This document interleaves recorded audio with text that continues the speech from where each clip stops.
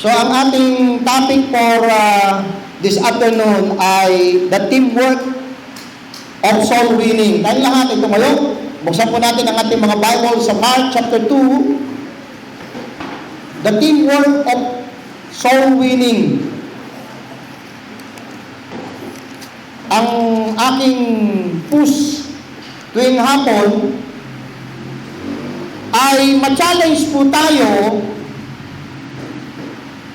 na tayo po ay ibahagi natin lalong-lalo na po ang katuruan patungkol sa kaligtasan. Dito po sa Mark chapter 2 po ay meron pong pangyayari dito na kalalakihan at tingnan po natin yung kanilang pagkakaisa, yung teamwork nila, yung kanilang pagkakaisa. Sama-sama sila, nagtutulungan sila to accomplish great things from the Lord. And sometimes, brethren, pakinig po kayo, ang pag-aakay ng kaluluwa, hindi po ito kaya ng isang tao lang. Hindi po ito kaya ni Pastor Alvin. Hindi ko po kaya mag-isa lang po yan. Kailangan sama-sama po tayo. Let's join hand in hand for this ministry wherein tayo po ay sama-samang ibabahagi natin yung ebanghelyo ni Kristo sa iba nang sa ganon sila po ay masave. Mark chapter 2 verse 1, and again he entered into Capernaum after some days, and it was noised that he was in the house. And straightway many were gathered together, in so much that there was no room to receive them, no, not so much as about the door. And he preached the word unto them. Verse 3, and they come unto him, bringing one sick of the palsy, which was born of poor. And when they could not come nigh unto him for the press, they uncovered the roof where he was, and when they had broken it up, they let down the bed wherein the sick of the palsy lay. When Jesus saw their faith, he said unto the sick of the palsy, Son, thy sins be forgiven thee. Manalangin po tayo. Dakilang Diyos na makapangyarihan po sa lahat, salamat po sa oras pong ito. Hinihiling ko, Lord, na gabayan niyo po ang bawat isa sa amin.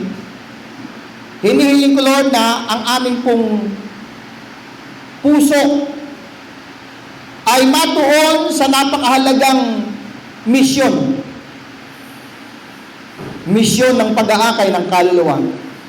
At dalangin ko, Lord, na tulungan niyo po kami na ma-encourage, ma-push pa, na humayo at ibahagi ang inyong ebanghelyo sa mga taong hindi paligtas, Panginoon.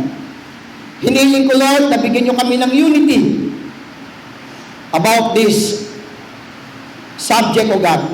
At dalangin ko, Lord, na kumilos kayo sa kalagitnaan. Patuloy kayong kumilos sa aming buhay. Tulungan niyo po kami, turuan niyo po kami, upang kami po ay maging kamanggagawa ninyo, Panginoon, sa inyong gawain. Salamat po sa pangalan po ni Jesus. Amen at amen. You may be seated. The teamwork of soul winning. Alam niyo, mga minamahal, bago po buksan sa Mark, bago natin talagang tayo po ay pumasok sa Mark chapter 2, buksan po natin sa Romans chapter 16. Dahil si Apostol Pablo din po, sa kanyang mga missionary journey po, meron po siyang mga kasama.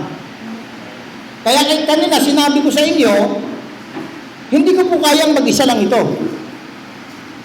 And thank God na almost every Sunday ay meron nagaganap na street preaching. At while nagkakaroon ng street preaching, iba ay nagkakaroon ng chance na mayroong makausap.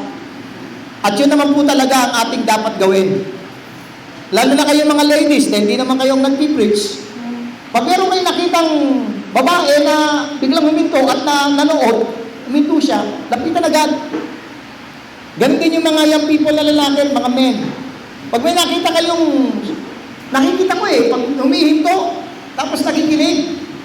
So, advantage of that. Na, kasi, bakit siya minto? Tapos nakinig. So, ibig sabihin, meron siyang interest. Kasi kapag ang tao walang interest, gaganunin ka pa nga yan. Tingnan nyo. Pero kapag ang tao huminto, tapos nag-post sandali, tapos nakinig, ibig sabihin, meron siyang interest. Yun ay isang chance na natin, opportunity na natin, na maibahagi ang ebanghelyo sa kanya. Napakahalaga po eh. Sa Romans chapter 16, tingnan niyo po sa verse 3, meron po siyang mga helpers eh. Verse 3 po, Romans 16 verse 3, greet Priscilla and Aquila, my, ang tawag, ano sabi? Helpers. Tingnan sa verse 5. Tingnan sa verse 5. Likewise, greet the church that is in their house. Salute my well-beloved. Okay? Saan pa yan? Yan. Verse 6. Greet Mary, who bestowed much labor on us. Tingnan sa verse 9. Salute Urbane, our helper. Nakita nyo? Nakita nyo mga kapatid? So, sa ministry po, sa gawain ng Panginoon, sa pagsosoul winning, talagang kailangan talaga sama-sama tayo.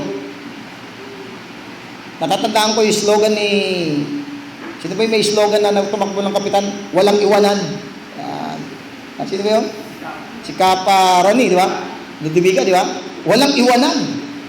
Di ba? Ang gandang, alam mo, may malalim na salita tayo. Walang iwanan. Sama-sama tayo. Okay?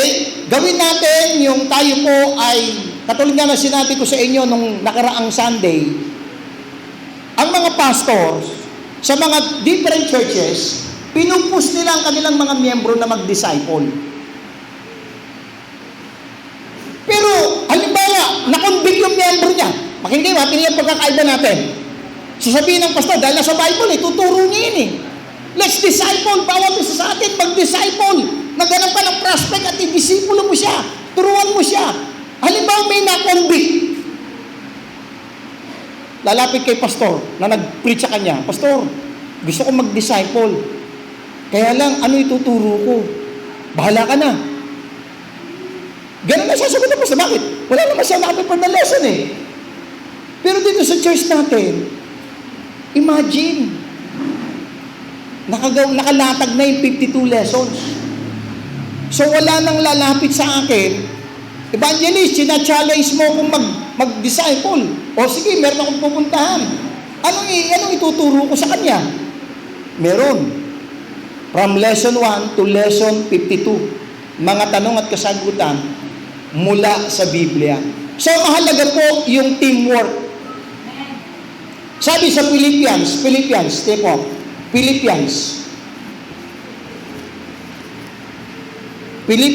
chapter 2. Philippians chapter 2. Verse 2. Philippians 2:2.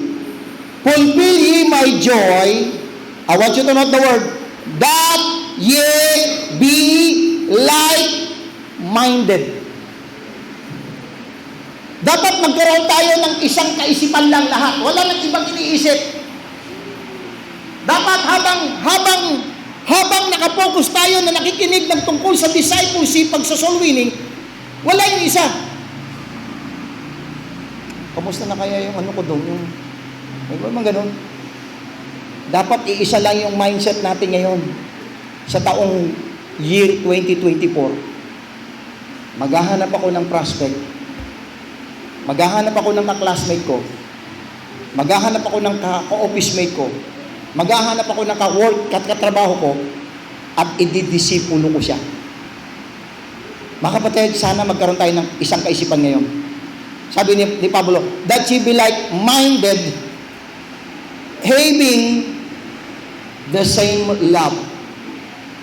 Dapat lahat tayo, tumitibok yung puso natin para sa kaluluwa ng tao. Kaya nga, madalas kong nababanggit, kailan lang nababanggit ko sa pulpito, na kasi ako lumalabas. Thank God, may mga ilang sumasama sa akin. Si Pastor Roger, kaya burden na ngayon eh. Kasi sumasama sa akin eh, sumama sa Bicol eh. Nakikita niya ngayon, alam niyo mga kapatid, kung sumasama lang kayo, nakikita niyo eh. Kayo mismo, ikaw mismo makikita ng dalawang mata mo yung needs. Kaya ang bigat talaga ng pag umuwi ako, habang nagdadrive ako, pauwi kami ng Bicol, sabi ko nga kay Pastor Roger, sana i-bless ng Panginoon ako. Dahil in my mind, nakalist na yung mga following person na kung bibiyaan ako ng Panginoon, magme-message ako sa Kanya.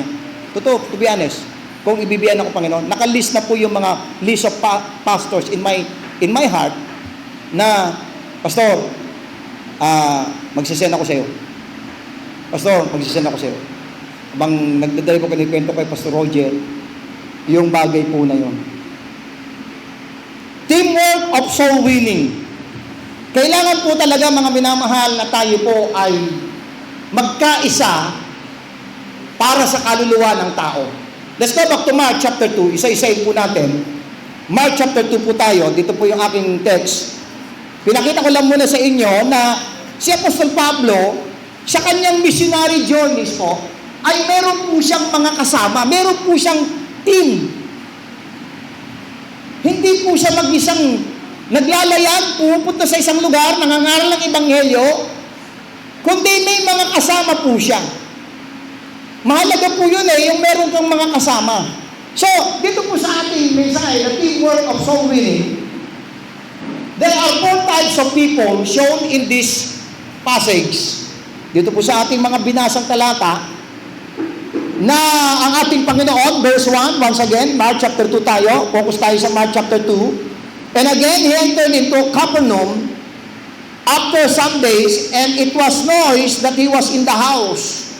And straightway, many were gathered together. So, ang unang-unang type of people dito sa ating binasa ay the crowd.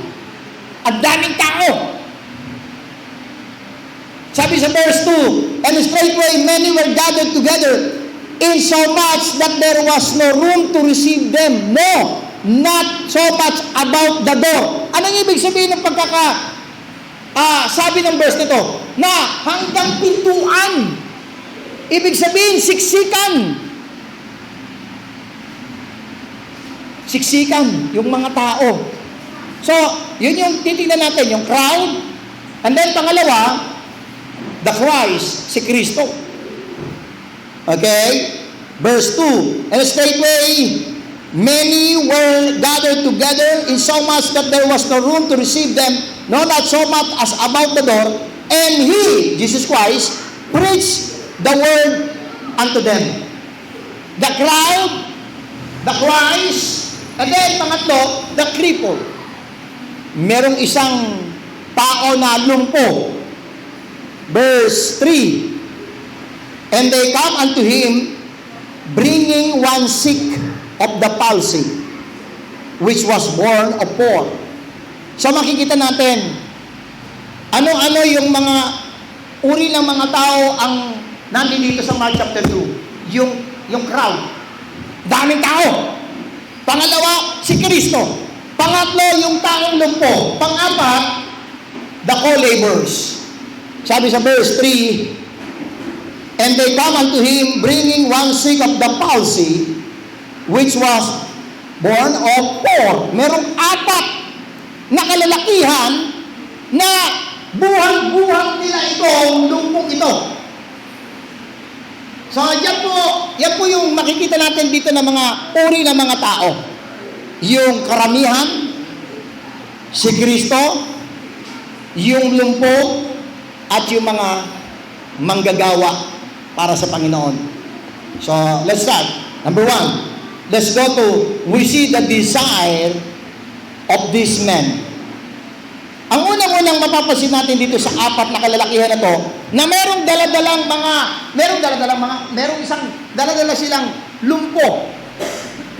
Isang taong nakahiga na sa karamdaman, at wala na po siyang magagawa sa kanyang sarili. Let's picture, in a spiritual sense, na itong sick of the palsy na to ay isang unsaved. Actually, spiritually, ang tao may karamdaman. At yung karamdaman na yun, kasalanan. And the Bible says, for the wages of sin is death. So itong palsy na to, let's think for a moment, ito yung isang unsaved. Isang unsaved na nakaratay na sa kasalanan at wala na siyang magagawa sa kanyang sarili. Itong sick of the palsy na to, let's think na ito yung isang tao na walang tamang direksyon, walang pag-asa, at nag-aantay na lang ng kamatayan. Pero tingnan natin yung apat na nagdala sa kanya. We see the desire of this man. They had a crippled friend who needed their help in getting him to Jesus. They had a great desire to bring this crippled friend to Jesus. Pero hindi nagtapos yung istorya eh. Na bagamat merong isang nakahilan sa karamdaman, hindi nagtapos yung kasaysayan na binabasa natin, kundi merong apat na lalaki na nagkaroon ng desire na tulungan itong taong ito at dalhin kay Jesus Christ. We see the desire of this man. Sa Matthew chapter 9, tinan natin. Ipitin po natin yung Mark, Matthew chapter 9, verse 36. Sabi sa Matthew 9:36, ano dapat po yung pag sinabing desire, ano ba meron doon? Verse 36, but when he saw the multitude, he was moved with compassion. Once na ikaw ay na-move ng compassion, ng habag, ng awa sa tao, once na nagkaroon ka ng ganong sa puso mo, magkakaroon ka ngayon ng desire na ilapit siya sa Panginoon. Amen? Once na ang puso mo, kaya nga, pag nasa Quiapo, nasa Cubao, nasa Divisoria, alam mong gagawin ko, lalo sa Divisoria doon, pag yung bibili po ako ng bond paper, doon sa may, George ata yun, yung tindahan ng mga, mas mura yung mga bond paper doon eh. So meron dong, pag liko mong ganon, meron dong BDO, may hagdanan po siyang 3 steps. Sasabihin ko kay Mrs. habang namimili siya, sandali lang hindi niya alam, ang gagawin ko, aakit ako doon sa 3 step na yon ng hagdanan. And then, doon ako, pag ganun mo select, ano na yan yung pintuan na ng BDO eh. Ang gagawin ko, tatayo ako doon. Tatayo ako ng mga 2 minuto. At pagmamasdad ko yung mga tao, ang dami. And then masasambit ko sa sarili ko, ang daming mapapahamak. Minsan nakaramdam na kayo ng ganun? Nagkaroon na ba kayo ng ganung klaseng emotion sa kamag-anak mo? Kawawa ito pag hindi nakakilala sa Panginoon. Nakaramdam na ba kayo ng emotion kapag nakikita mo yung mga kabataan, akala mo ang sasaya ng buhay nila, pero hindi nila alam mapapahamak sila, at masasabi mo sarili, kawawa ito mga kabataan ito. He was moved with compassion. Once na ikaw ay nagkaroon ng compassion sa isang tao, that's the time na magkakaroon ka ng desire na yung taong ito dadalhin mo para sa Panginoon. Sabi sa Mark chapter 5 verse 19, Mark chapter 5, usan po natin ating mga Bible sa Mark chapter 5. Balik po tayo mamaya sa Mark 2 Mark chapter 5 verse 19. Howbeit, itong lalaking ito na pinagaling ng ating Panginoon, na siya po ay na-possess ng maraming masamang espiritu, mga demonyo, na pinagaling ng ating Panginoon, Gusto niyang sumama kay Kristo eh. Pero ito yung sinabi ni Kristo. Tingnan niyo, verse 19. Howbeit, Jesus suffered him not, but saith unto him, Go home to thy friends, and tell how great things the Lord hath done for thee, and hath had compassion on thee. Sabi ng Panginoon sa kanya, alam mo, mas maganda, alam niyo, ang gandang kasama mo ng Panginoon sa kabilang buhay. Biro mo, wala na yung sin, wala na yung sorrow. Ako, paminsan-minsan, katulad niya, kumikirot po ngayon.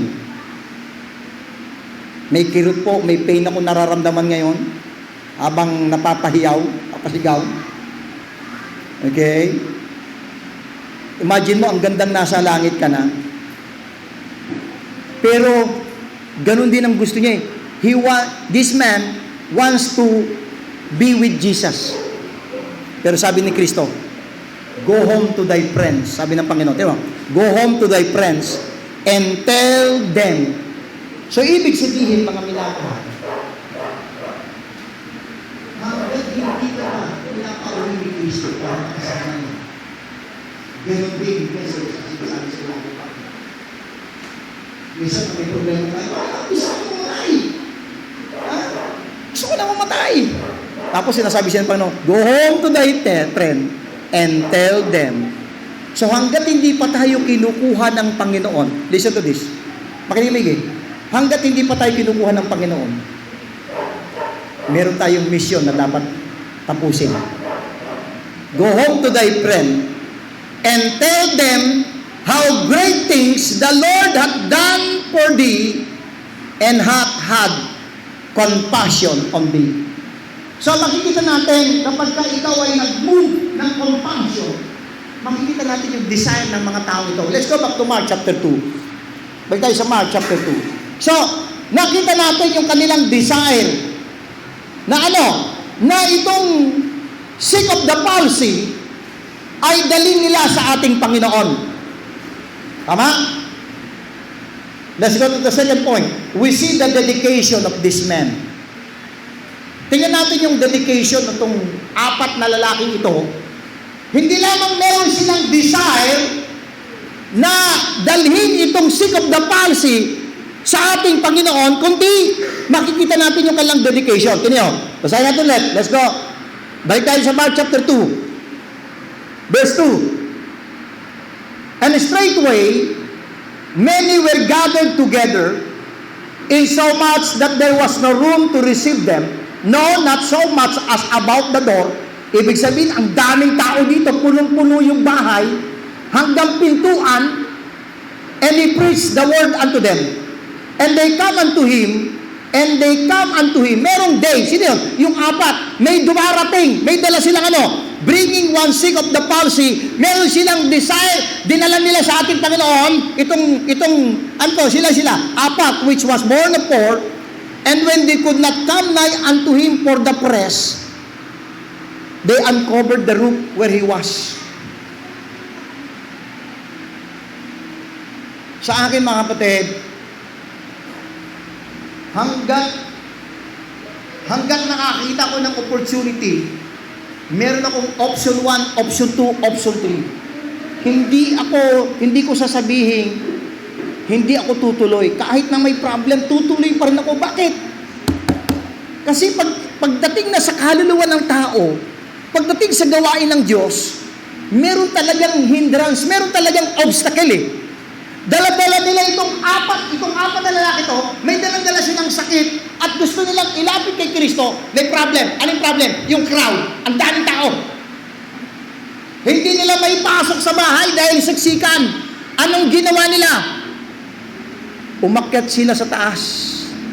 They uncovered the roof where he was. We see the dedication of this man. They had a oneness about getting their friend to the Lord.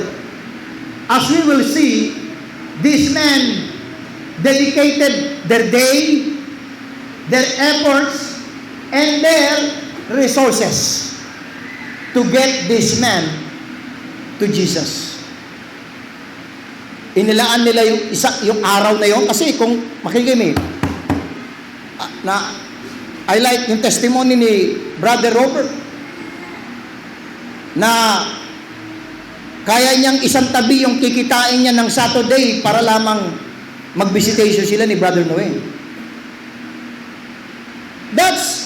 That's dedicated their day, their efforts. Kasi kung hindi tayo magpapagal, buti na lang, natutuwa ako sa mga ladies natin. Hindi nagre-reklamo. No? Kahit mainit, nakita ko kailan ba nung nagkaroon tayo ng sipagsin, ang init, nabibilad yung mga ladies. Walang nagre-reklamo. Amen! Saludo ako, hindi. Ang init-init naman. Masisira yung beauty ko. Hindi pa naman ako nagsanla. And thank God for that. It takes dedication to win the soul for Christ. It takes dedication. Hindi po madali eh. Hindi po madali mga minamahal.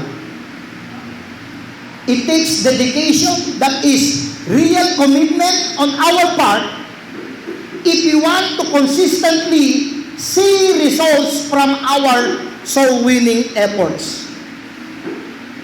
Nangangailangan talaga ito na talagang ilalaan mo talaga eh. Ibibigay mo talaga yung araw na yon. Ibibigay mo talaga yung buhay mo. Handa kang magkaroon ng pagod and even resources. The dedication of this man. These men dedicated their day, their efforts, and their resources to get this man to Jesus. Hindi talaga madali na tayo po ay mag-aakay ng kaluluwa. Sometimes, kailangan talaga natin maglaan ng araw. Sometimes, kailangan talaga nating gumawa something na talagang pagpapawisan tayo, something na talagang medyo may konting pagod. And sometimes, kailangan talaga nating maglaan ng konting meron tayo na pwede nating gamitin sa pamasahe, sa pag-travel. Minsan may mga ganun, buti na lang tayo, dito lang tayo sa paligid natin. Okay? Yun po yung bagay po na yun. And then number 3, okay? Number 3 po, we see the diligence of this man. Makikita natin yung kanilang pagsusumikap. Ang sabi sa verse 5, once again, Mark chapter 2, verse 5, and when they could not come nigh unto him for the press, dahil nakita nila, punong-puno ng tao yung bahay, sabi nila, walang paraan. Pero one thing na nakita ko dito sa 4 na to, kaya nga kailangan pag magkakasama tayo, dapat walang magne-negative eh. Ayoko sa lahat ang kasama negative. Ay, umuwi ko na. Kung nalang kaya tayo tuloy. Ay, maraming tao. Kung nalang kaya tayo tuloy. Pagkakasama niyo ako, ayoko magparinig lang. Pag nakakita kayo ng problema, ay, iba ang tinis. Ay, maraming huwag na lang. Ang maganda dito sa 4 na ito, hindi sila nagpa-discourage. Doon sa obstacle na kanilang na-encounter. Ano yung obstacle? Ang daming tao. Hindi naman nila pwedeng isiksik yung tao na yun, yung nakahiga. Hindi naman nila pwedeng palabasin yung tao. Dahil bakit? Hindi naman sila taga-Rome. Pero tinan nyo yung diligence ng mga taong to. And when they could not come nigh unto him for the press, they uncovered the roof, verse 4, I'm reading verse 4, where he was, and when they had broken it up, they let down the bed wherein the sick of the palsy lay. Ang ginawa nila, umakyat yung marahil. Umakyat sila. At yung effort na yun, mga kapatid, imagine ninyo yung isang taong nakahiga. Iaakyat mo. Okay lang yung bibig-bibig yung ganun yung nakaiga siya, magkaroon kahon ito, tapos may umigaan. Apat kayo, tama-tama lang. Pero yung galing ka sa taas, iaangat siya. Sabi mga kapatid, mahirap ito. Tama mo? Mas mahirap ito. Tama? Hindi po sila nagpatalo eh. Hindi po sila nag-design na pwede naman nilang sabihin ganito eh. Pwede naman ganito eh. Ay, wag na lang. Next time na lang. Pwede naman yun eh. Tama? Kasi reasonable naman. Bakit? Puno yung tao. Kaya lang, siguro ang iniisip nitong apat na to, baka yun lang ang chance ng gila para makaharap si Kristo. And sometimes mga kapatid, minsan nagpapadelay tayo. Minsan nagpapatumpik-tumpik pa tayo. Baka hindi natin alam, mga minamahal, yung loved ones mo, baka yun na yung last chance na makaharap mo siya. Yung kamag-anak ni Bisis sa La Union, namatay, nakaburol ngayon, no? Alam kayo namatay, alam mo? Nasa lubsob lang sa mais. Sa lubsob lang po, pinagsimulan. Namaga, infeksyon, hanggang sa lumaki maga, inopera, pero namatay din. Ano ang naging cause? Sa lubsob. Ang lihan ba? Listen to this. Baka yun na lang ang last chance na kamag-anak mo. Kaya nga lagi yung sinasabi sa inyo, pag may dumating sa bahay ninyo na pinsan, kamag-anak, o anuman, kaibigan, kaklase, kasama sa trabaho, samantalahin nyo na yung oportunidad na yan na ma-share mo yung Word of God. Bakit? May purpose ang Diyos, bakit siya doon pumunta sa'yo? Oo, maaaring pumunta siya dahil mangungutang. May ilalapit sa'yo. Meron siya pangangailangan. Pero dapat, higit na dapat ikaw ang nakakaalam ng kanyang tunay na pangangailangan spiritually. At yung kanyang pangangailangan po ay salvation. We see the diligence of this man. They could not come in through the front door, so they went on top of the roof, took it apart, and carefully lowered their friend down to Jesus. It takes a lot of work and diligence to turn a suspect into a prospect and a prospect into a new convert. Minsan nangangailangan talaga ng dedication, ng talagang trabaho, pagtsatsaga, pagsusumikap. Kung imagine ninyo mga kapatid, hindi po naging madali sa akin yung Bataan. Halos 1 taon yun. Minsan nakakasama si Judy, di ba? Once a week, natatandaan yun sa Bataan. 1 taon yun. Sabado, then doon matutulog ng Sabado ng gabi, Linggo ng maagang-maaga, gigising kami, hahabulin namin ng Sunday service dito. Sabado na naman, biyahe na naman kami ng Bataan. Pagkatapos, Linggo ng umaga, dito na naman. 1 year yun. Yung Santa Maria, na nalulungkot nga ako, minsan may mga gabing umuwi kami ni Mrs. dahil sa sobrang dami ng mga questions ng Gabin family, lalo na yung mga bata. May time nun na may bagyo nun, di ba ma'am? Binabagtas namin yung walang kailaw-ilaw na brown out, na pagkadilim-dilim, na alanganing, alam mo, pagpupunta ka doon sa Santa Maria, meron kami dinadaanan doon na shortcut eh. Kaya lang talagang walang tao. Tapos umuulan. Alam niyo kung anong oras? 1:00 ng madaling araw.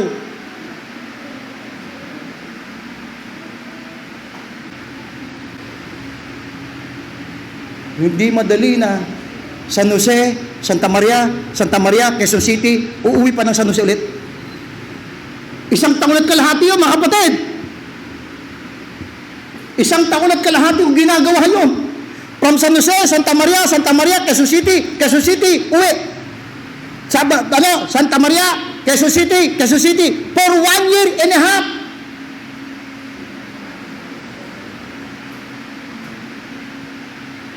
Mga kapatid, hindi ko binabanggit sa inyo yon para ipagmalaki. Para iparamdam ko sa inyo na hindi madali ang gawain ng Panginoon. It takes sacrifice, it takes effort, it takes diligence. If we want result doon sa mga tao na yon na makakilala sila sa Panginoon. Itong apat na to, hindi po sila nagpatalo sa obstacle. Hindi po sila nagpatalo sa hindrances. Umakyat sila, buti na lang ang mga bubong noon, kung yun ay panahon ngayon, nakapako, tapos ganyan pa, kung matatanggal nila. Okay? So siguro yung mga ano, para adobe lang siguro na pinatong-patong yun, ano? Yung mga bubong noon. Okay? And they uncovered the roof where he was, and then ibinaba nila yung seal of the palsy, kung saan nandoon sa tapat mismo ni Kristo. Okay? Yan po yung mahalagang bagay po na nakita po natin. Sabi sa Romans 10:15. Romans 10:15. Sabi sa Romans chapter 10 verse number 15. And how shall they preach except they be sent? I want you to note this. As it is written, how beautiful are the feet of them that preach the gospel of peace and bring glad tidings of good things. Alam nyo, I want you to note the word. Bakit ang sinabi dyan, mga beautiful feet? Sabi natin nyo, how beautiful are the feet of them that preach the gospel. Rewind tayo, 2,000 years ago. Walang simento, walang puspa, walang mutants, walang anong paglilinis natin, hindi ba yung manicure? Walang manicure. Manicure sa paa. So, ibig sabihin, palagay ko yung mga nakakabay ng head noon, mga luya, siguro paa. Tapos, mga magdumi, kasi sandalias na mo, wala naman sa taas kami.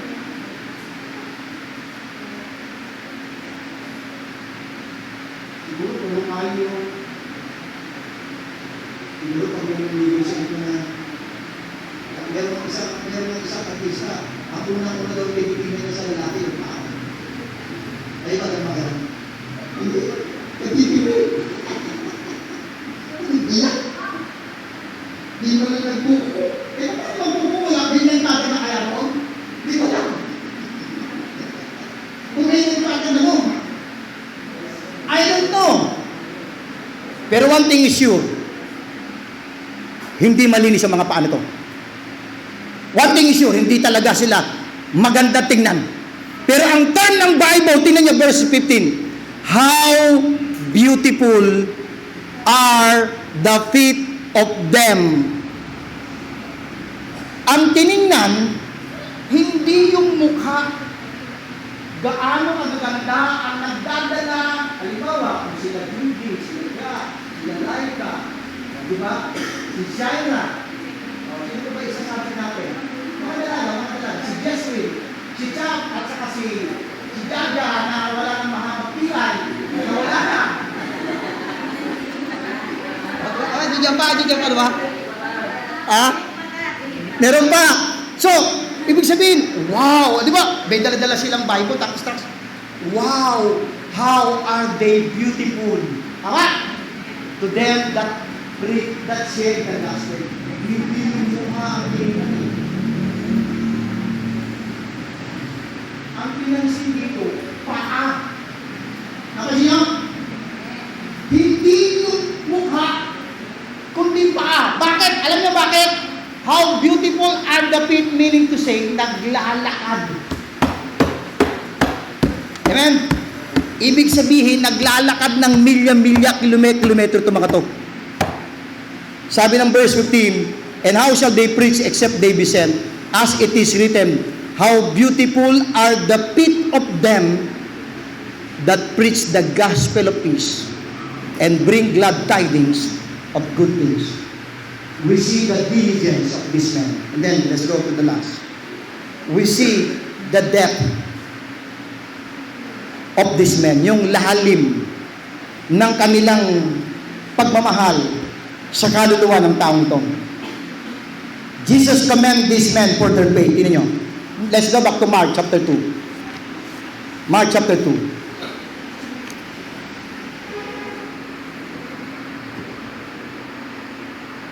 Pasin nyo. Verse 5. Verse 5. Watch. Verse 5. Tingnan nyo. Dito po ako na dito po ako natatouch eh. Nung binaba ng 4 na kalalakihan itong sick of the palsy sa harapan ng ating Panginoon, verse 5, and when Jesus saw their faith, hindi nakapokus si Kristo doon sa isang may karamdaman, kundi napokus yung attention ni Kristo, hindi doon sa may karamdaman, kundi doon sa mga tao, yung kanilang puso, yung kanilang pananampalataya na kinaya. And when they saw their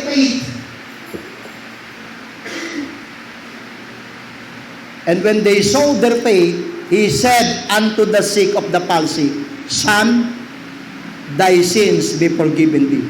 Nung nakita ni Kristo yung kanilang lalim ng pagmamalasakit, nung nakita ni Kristo yung lalim ng kanilang pagsusulita, nung nakita ni Kristo yung kanilang pananampalataya, sinabi niya doon sa may karamdaman, thy sin shall be forgiven thee. Sometimes natin tayo, sa haba ng panahon na pagtsatsaga ng kapatid ko sa nanay nila. Alam ko, hindi naging madali kay Sir Jack yun. Alam ko, marami siyang narinig na negative sa nanay niya. Pero nung nakita ng Diyos yung pananampalataya niya. And sometimes, mga kapatid, dadalhin ng Panginoon kung saan ang siyang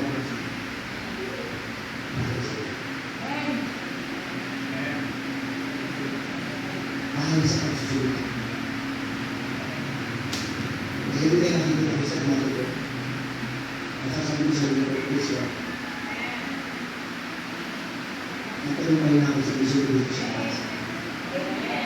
Bago namatay si tatay, it's work. Nag-church na siya. Hindi ako nabigo. I can say with all my heart na walang failure na iniwan ko yung Nebesia at pumunta ako ng Patasan. At alam ko, hindi naging madali kay Jack yun. Kahit hindi niya ikwento yung mga negative na sinasabi ng nanay niya, laban sa church, laban sa akin, may mga ilang na alam ko, walang mangyayari sa Jack. Sigurado ko, narinig niya yun. Walang mangyayari dyan sa kuya mo. Pero when God saw everything, when God saw their faith, sabi niya doon sa may kaibangan, dahil sa ang naging reason, okay niyo, kung bakit niya pinagaling itong tao ito, hindi dahil sa kailangan niya ng kagalingan, ang reason kung bakit pinagaling ang Panginoon, when they saw their faith. And sometimes, pag nakita ng Diyos yung lalim ng pagbubuhay ng pagmamahal para sa kaluluwa ng tao. Pag nakita ng Diyos yun. Kaya ngayon, Philippians, niya, subukan natin. Philippians 1:19. Sagutin ng Panginoon ng prayer para sa ating. Kaya tanong sa inyo, gaano karugtong, gaano kalalim, depth, yung pagmamahal mo para sa Diyos. Kaya ako, alam ko, naintindihan ako ng kapatid ko.